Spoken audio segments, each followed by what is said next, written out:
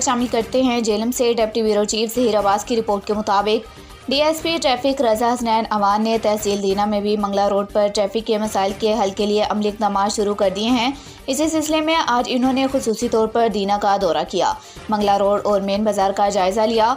Media से गुफ्तगू करते हुए इनका कहना था कि मंगला रोड पर ट्रैफिक की रवानी को बरकरार रखने के लिए जामी हिकमत अमली अपनाने जा रहे हैं।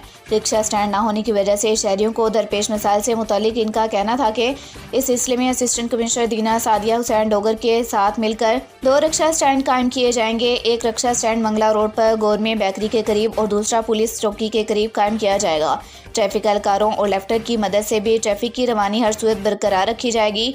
मेन बाजार में बेतहाशा रश के बारे में इनका कहना था कि बाजार में तजावुज़ात कायम करके आमदोरफ्त में रुकावट बनने वाले दुकानदारों के खिलाफ भी कार्रवाई की जाएगी। समाजी शख्सियात ने डीएसपी ट्रैफिक रज़ा हसनैन अवान को खराज तहसीन पेश किया और बहुत कम वक्त में जेलम के लिए बहुत कुछ करने पर इनकी खिदमात की बेहद तारीफ़ की। अब तक के लिए इतना ही। मज़ीद खबरों के अपडेट के लिए देखते रहें।